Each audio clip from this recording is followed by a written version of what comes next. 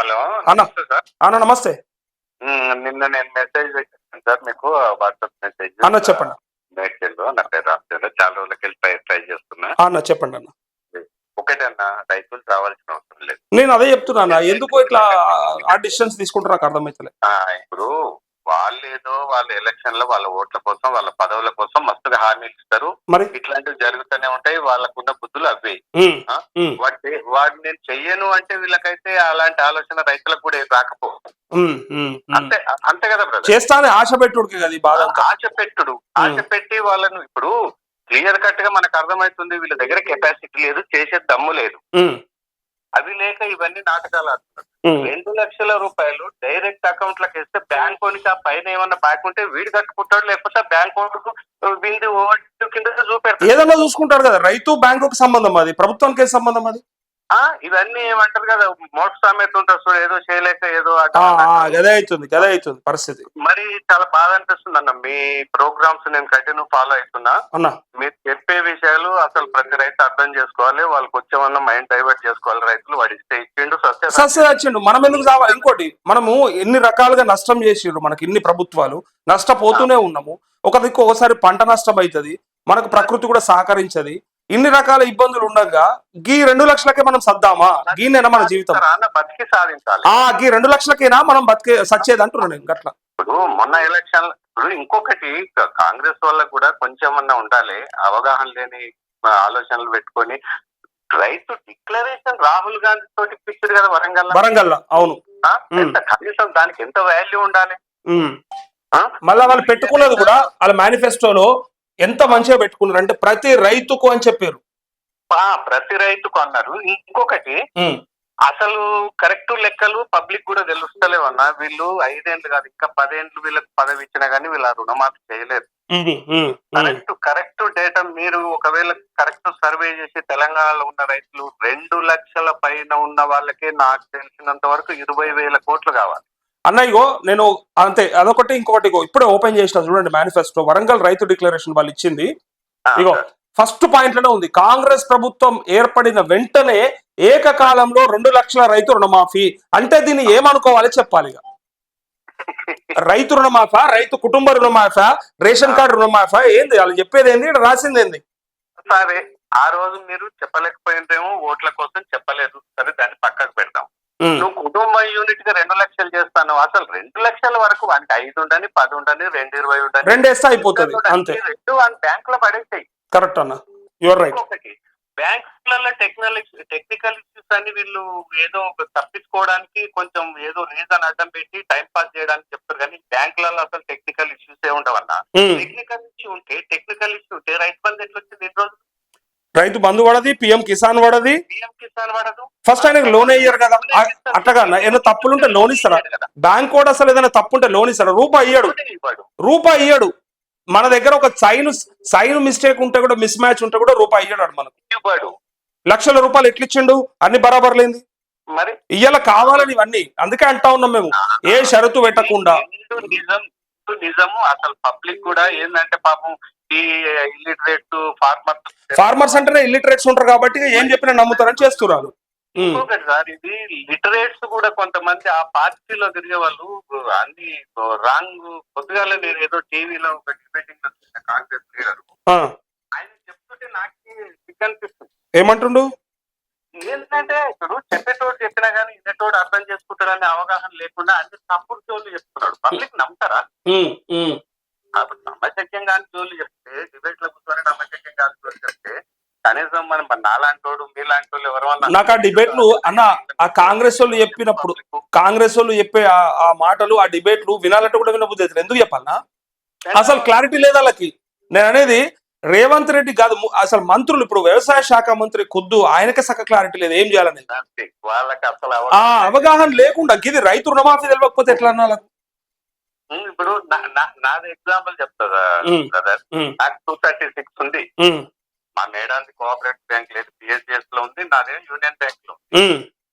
నాది 140 చిల్లర నాది ఉంది, 80 చిల్లర ఏముంది. ఓవరాల్ గా 36,000 అబౌవ్ ఉంది మాకు ఎక్స్ట్రా. ఆ 36,000 ఏ బ్యాంక్ లో కట్టాలో కూడా ఎట్లా తెలుస్తుంది మనకు? పోనీ బ్యాంక్ కూడా చెప్పిండా? ఏవోనని చెప్తాడా? ఎవ్వరు.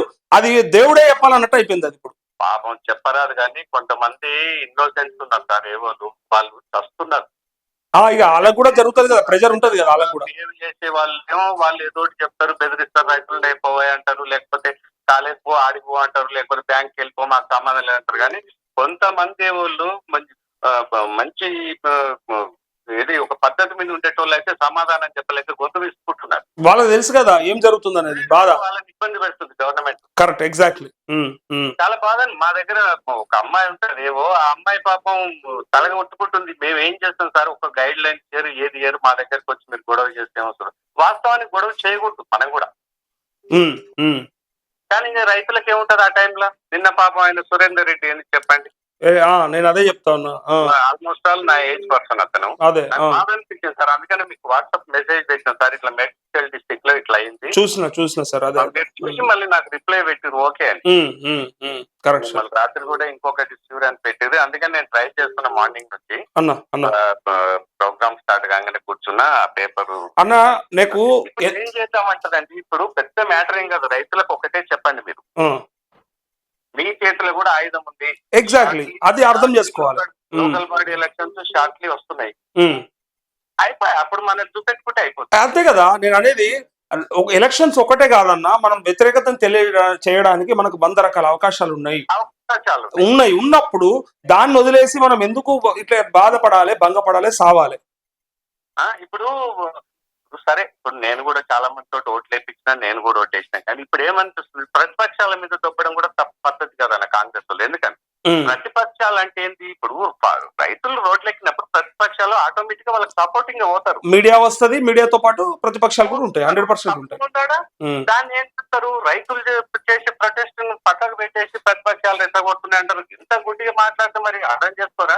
అట్లా కాదు, రెచ్చగొడుతురు అంటే కేసీఆర్ ని నడి రోడ్ల ఉరిదీయాలన్నప్పుడు మరి మనం వినలేదా? ప్రగతి భవన్ లో బాంబులు పెట్టి పేల్చేయాలన్నప్పుడు మనం చూడలేదా? వినలేదా? చూడలేదా?